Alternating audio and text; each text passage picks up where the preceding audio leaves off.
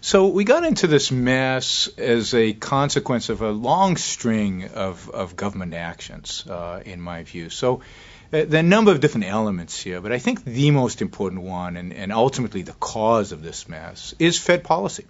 Well, my proposed solution is there's a short-term component and a long-term component. The short-term component is we need to flush out of the system some of the mistakes that were made. In other words, we need to let those people who made mistakes fail. We need to let Bear Stearns go under. We need to let AIG go under. Now, yes, there is a terrible economic cost that we will have to pay for that. There would be a sharp recession.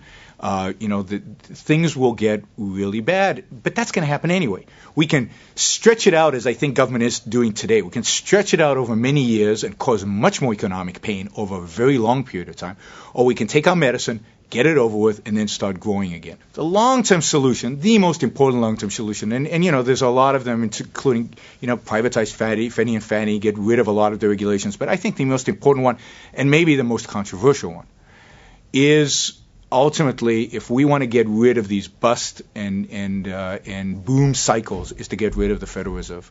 The United States until 1913 didn't have a Federal Reserve, and during the period between the Civil War and 1913, our economy grew at the fastest rate any economy has ever grown in the history of mankind. If we just left banks alone, not regulated them as we have, as extensively as we have, but just protect against fraud, but leave them alone, let them go on a gold standard or whatever standard the market ultimately determined, but not have a Federal Reserve that basically by its actions dictates economic consequences for all of us. It's not just for all of us in the United States. Today, every action of the Federal Reserve actually has implications for the entire global economy.